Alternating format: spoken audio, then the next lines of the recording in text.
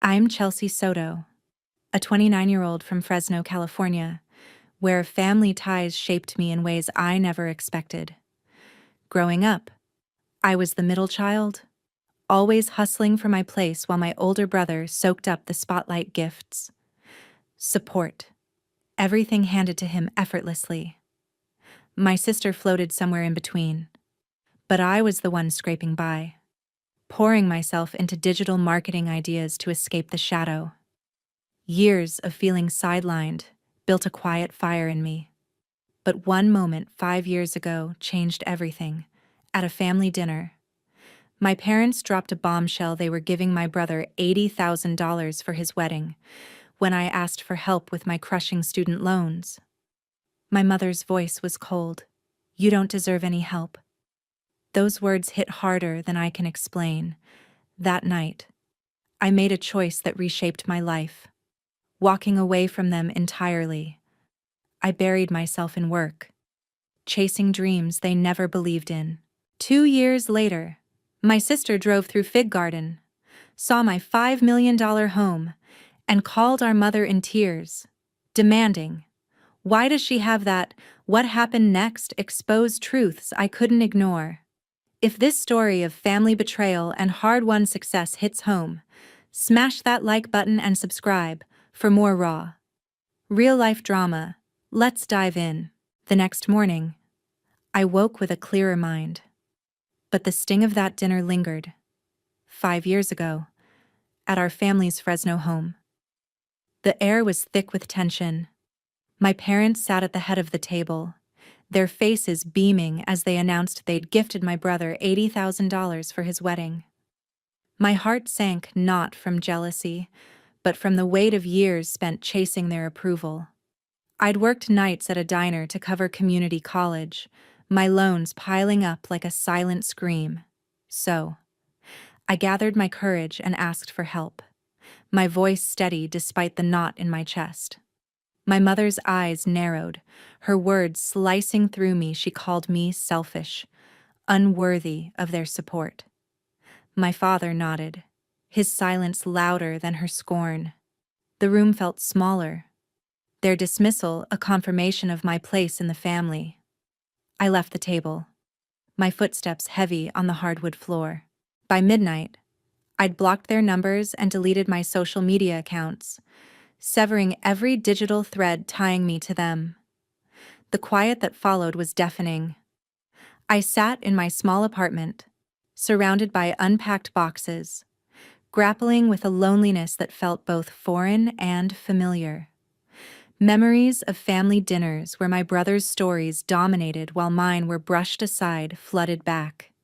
Yet, in that solitude, a realization sparked being alone was better than begging for scraps of their affection. Days later, I confided in my coworker, Kelsey Reed. She listened, her eyes soft but unflinching, and suggested therapy. I hesitated. Therapy felt like admitting defeat, but her insistence nudged me forward. I booked a session with Dr. Haley Lee, a name Kelsey swore by. Walking into her office, I felt exposed, like a raw nerve. The first session was a blur of tears and fragmented thoughts. I recounted the dinner, the years of being sidelined, the weight of my mother's words. Dr. Lee didn't interrupt. She let me unravel. Her presence a quiet anchor. I described how my brother's wedding fund felt like a final verdict on my worth, how my parents' favoritism had carved a hollow space inside me. Leaving that session, my chest felt lighter, as if I'd shed a layer of shame I hadn't known I carried. That night, I lay awake, staring at the ceiling, the idea of family Sunday barbecues. Shared laughter still tugged at me, but I saw it for what it was, a fantasy that never included me. I thought of my old marketing projects, ideas I'd scribbled in college notebooks, dismissed by everyone but me. Those ideas felt like a lifeline now, a way to channel the hurt into something tangible. I pulled out my laptop, scrolling through old files, my fingers trembling with a mix of fear and purpose.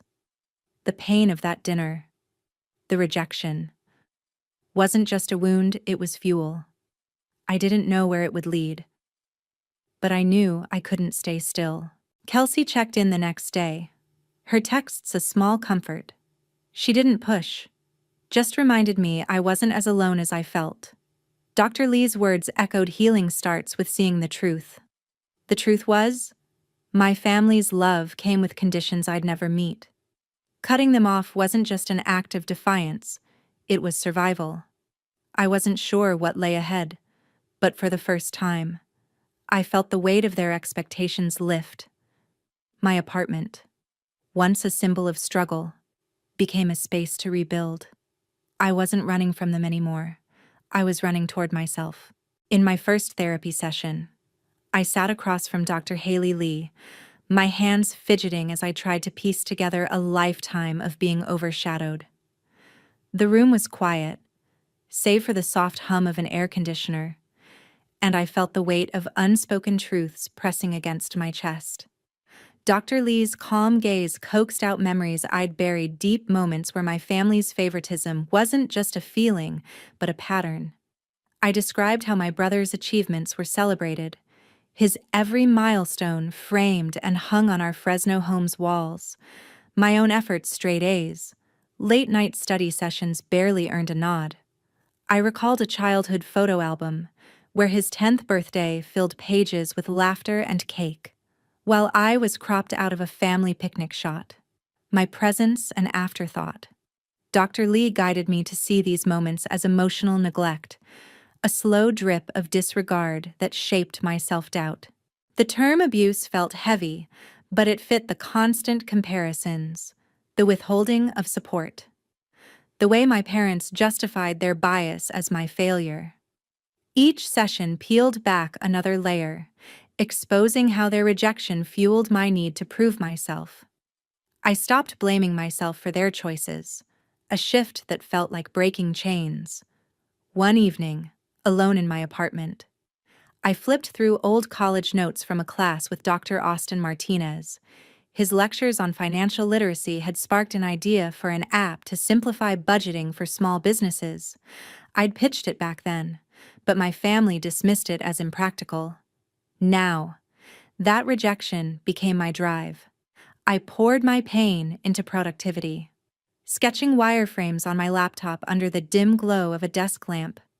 The hurt from that dinner, the sting of being called unworthy, transformed into a relentless focus. I wasn't just working, I was rebuilding my worth. Nights blurred into weeks as I coded and refined the app in my Fresno apartment. The silence, once oppressive, became a canvas for my thoughts.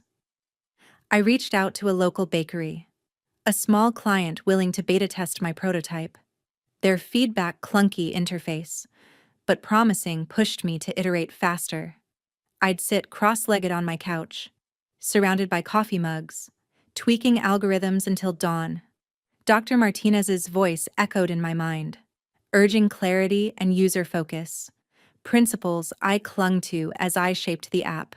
Chelsea Reed, my coworker, became my sounding board, offering insights from her own marketing projects. Her encouragement, free of judgment, felt like a lifeline. The process wasn't just technical, it was personal. Every line of code, every user flow, carried a piece of my resolve. I wasn't chasing my family's approval anymore. I was proving something to myself. The app began to take shape, its potential growing with each test. Local businesses started showing interest, their owners asking for demos over coffee. I'd walk into those meetings, my heart racing but steady, knowing this was my path. The pain of being sidelined had become a catalyst, pushing me to create something they couldn't ignore. 6 months after my first therapy session, I stood in a sleek Fresno agency office, my heart pounding as I prepared to pitch my app to Corey Cole, my boss. The room buzzed with the hum of ambition, but all I could focus on was the weight of my idea, a budgeting app born from college notes. now polished into a prototype. I'd spent nights refining it, pouring my resolve into every detail. Corey leaned forward, his eyes sharp but curious, as I walked through the user flows, my voice steady despite the nerves. By the end, he didn't just approve, he offered me a partnership role to lead the product's development.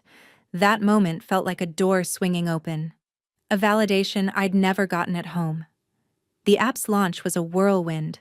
We secured a major retail chain as our first client, their contract pushing our small team into overdrive. My role as partner meant long hours, but each milestone user growth. Positive reviews felt like a step away from my past. My salary climbed to $240,000, with equity that turned me into a multimillionaire on paper. The numbers were surreal, but they grounded me. Proof I'd built something undeniable. With success came new responsibilities. I met Sabrina Walsh, a financial advisor with a no-nonsense approach, who helped me navigate my newfound wealth. We sat in her minimalist office, mapping out a plan to clear my $43,000 student loan debt in one payment. The relief was visceral, like shedding a physical weight. Sabrina guided me to diversify investment stocks, real estate, a small venture fund securing my future in ways my family never had. Each decision felt like a brick in a foundation I'd laid alone. The biggest leap came when I decided to buy a home. I'd driven through Fig Garden, Fresno's upscale enclave, and felt drawn to its quiet elegance. With Miranda Novak, a sharp real estate agent, I found a $5 million property, a modern estate with sprawling grounds.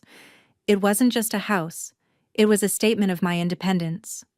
I worked with Brian Grant, an architect whose vision matched mine, to customize the layout: open spaces, floor-to-ceiling windows, a study for late-night work. Jenna Klein, an interior designer with an eye for detail, brought warmth to the space with custom furniture and soft lighting. Walking through the finished home, I felt a quiet pride, not in the luxury, but in what it represented: a life I'd carved out despite the odds. The process wasn't just about money, it was about reclaiming my narrative. Every meeting, every signature, was a reminder of how far I'd come from that dinner table rejection. I'd wake up to emails from new clients, their praise for the app echoing the validation I'd once sought from my parents. The loneliness that once haunted my apartment had faded, replaced by a sense of purpose. I wasn't just surviving, I was thriving, building a legacy that didn't rely on anyone's approval, but my own. A year after moving into my Fig Garden home, I attended a marketing conference in Fresno, my confidence buoyed by the app's success. Amid the crowd of suits and laptops, I met Timothy Mitchell, a software engineer with a quick wit and kind eyes.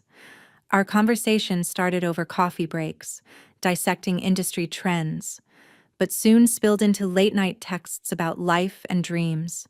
He wasn't dazzled by my wealth or title, he saw me, the woman who'd fought for every step. I invited him to my home one evening, walking him through the open spaces and custom bookshelves. His admiration felt genuine, free of envy, a stark contrast to the judgment I'd grown up with. Our relationship grew steadily: dinners at local bistros, weekend hikes, moments where I felt safe enough to let my guard down. With Timothy and Kelsey Reed, my coworker turned confidant, I began building a new life, one not defined by my family's shadow. Kelsey's laughter filled my home during game nights, her support a reminder that chosen family could outweigh blood.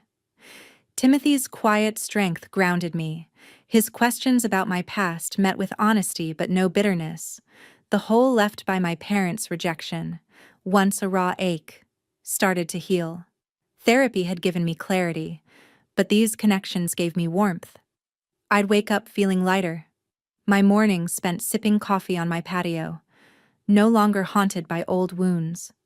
3 weeks ago, that peace shattered. My sister, Chelsea Soto, drove through Fig Garden on her way to a friend's house. She spotted my estate, its sleek lines and manicured lawn unmistakable, and froze. I wasn't there. But I later learned she called our mother, her voice trembling with disbelief.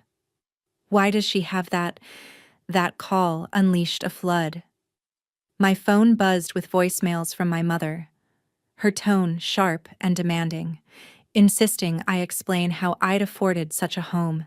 My father left messages, his voice gruff, questioning my success as if it were an affront. Even my brother chimed in, his words laced with entitlement, asking why I hadn't shared my wealth. Aunt Karen and Uncle Jeffrey sent texts, their messages cloaked in false concern but fishing for details. Each notification felt like a tug back to a past I'd left behind. I listened to their voicemails in my study, the same space where I'd built my app. Their demands didn't just irritate, they reopened scars I thought had faded. I remembered the dinner years ago, their dismissal of my struggles, their unwavering favoritism. Now, my success was a mirror they couldn't stand to face. I didn't respond. But their persistence grew. Each message a reminder of why I'd walked away. My home, my sanctuary, had become a beacon they couldn't ignore. And their reaction wasn't pride, it was resentment. I sat there, staring at my phone, realizing this wasn't about reconciliation. They wanted a piece of what I'd built, as if my years of struggle owed them something. The week after my sister's call, a letter arrived from my mother, Sierra. I found it slipped under my door. Its neat handwriting a jarring contrast to the chaos it unleashed. The words dripped with manipulation, weaving a tale of my brother's struggles, his wife's pregnancy, their tight finances, the dealership's faltering sales. Sierra framed it as my duty to help, as if my success was a debt owed to them. Each sentence twisted the knife, implying I'd abandoned the family who'd given me everything. The audacity burned years of their favoritism. The $80,000 for his wedding. My own pleas ignored. And now this. I sat at my desk, the Fig Garden sunset casting shadows across the page, feeling the old wounds reopen but refusing to let them bleed. I wrote back, my pen steady but my heart racing. My letter was brief. Unyielding, I owed them nothing. And their demands changed nothing. I sealed it, sent it, and felt a weight lift. But I knew it wasn't enough. The truth deserved more than a private rebuke. I opened my laptop and drafted a post for X, laying bare the favoritism, how my parents poured money into my brother's life while dismissing mine. How that dinner 5 years ago broke me, how I built my success alone. I hit post, my fingers trembling, not from fear but from the release of years of silence. The response was swift. Within hours, my post spread across Fresno's online circles. Then beyond, strangers shared their own stories of family bias, their comments a chorus of empathy. Local business owners, once loyal to my father's dealership, questioned his integrity. My mother called the next day, her voice sharp with rage, accusing me of humiliating them. "You're tearing us apart," she hissed, but her words felt hollow, a last grasp at control. I didn't argue, I hung up. The silence louder than her fury.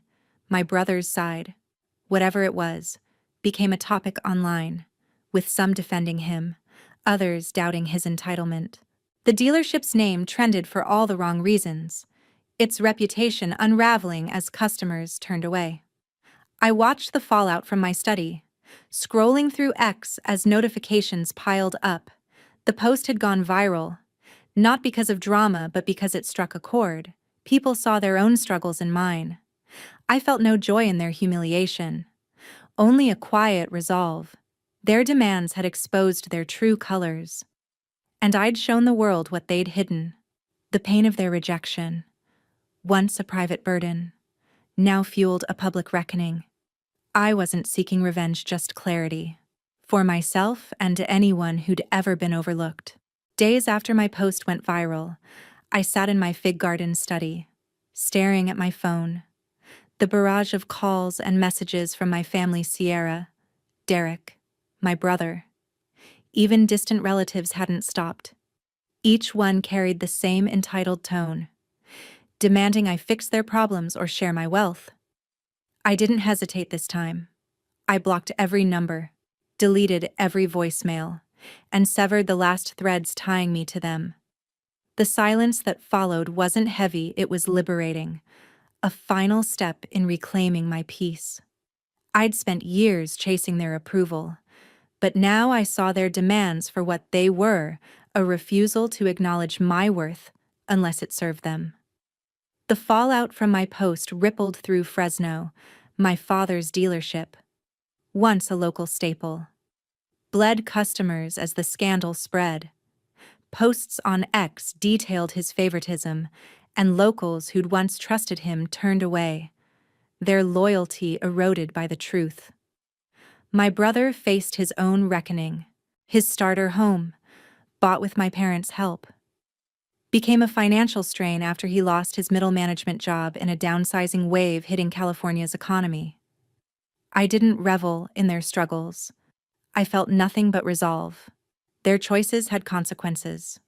Just as mine had led to my independence, in the midst of this, Timothy proposed. We'd grown closer, his steady presence a contrast to the chaos of my past. I said yes, and we planned a small wedding in my backyard. Every detail paid for by me, no lavish displays. Just close friends like Chelsea and a few colleagues under string lights. Celebrating a future I'd built, standing there, exchanging vows. I felt a wholeness I'd never known growing up. My family's absence didn't sting, it felt right. A confirmation that I'd chosen my own path. Reflecting on it all, I realized rejection had been my greatest fuel. Every dismissal, every time my parents chose my brother over me, every cold word at that dinner pushed me to prove my worth. But it wasn't about them anymore. I'd learned to value myself over their conditional love, to see that their approval was a trap I no longer needed to escape. My true family wasn't the one I was born into. It was the one I'd chosen, Timothy, Kelsey. The people who saw me without expecting anything in return. They were my strength, my home, my proof that worth isn't earned through others' validation but built through your own resilience. Sitting on my patio now, I look out at the life I've created, the app, the house, the wedding. They're not just milestones. They're evidence of what's possible when you let go of those who hold you back. I don't carry anger toward my family, only clarity. Their rejection shaped me, but it didn't define me. I defined myself. And that's the lesson I hold close. Your worth isn't tied to those who can't see it. Build your own path. Surround yourself with those who lift you up. And never let conditional love dim your light. If this story of family betrayal and self-made triumph resonates, smash that like button and subscribe for more gripping real-life dramas. Let's get into it.